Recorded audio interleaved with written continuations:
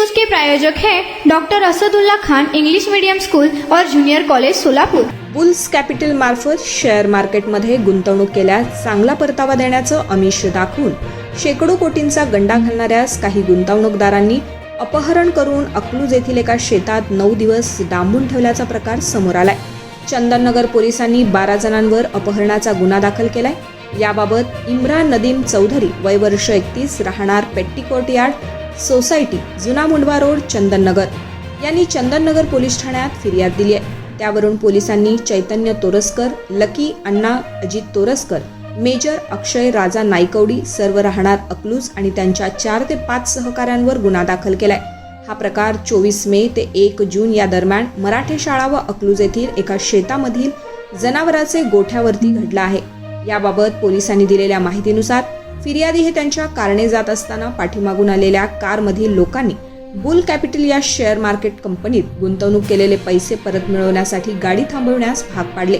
त्यांच्या गाडीचा ताबा घेऊन फिनिक्स मॉल समोर त्यांना आणले। त्यांना शिवीगाळ करून आमचे घेतलेले पैसे माघारी द्या असे बोलून त्यांना गाडीत घालून जबरदस्तीने अकलूज येथील एका शेतामध्ये असलेल्या जनावरांच्या गोठ्यात डांबले।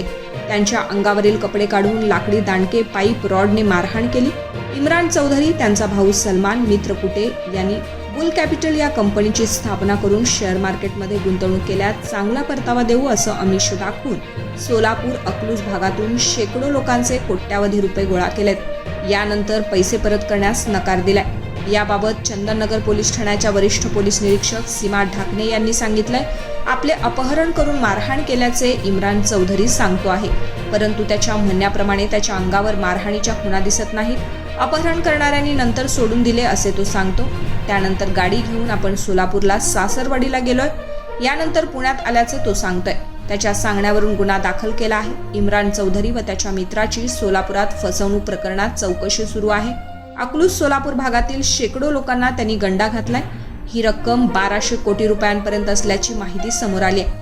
आपल्याकडेही यांनी फसवणूक केल्याच्या तक्रारी आल्या असून याची चौकशी करण्यात येत आहे।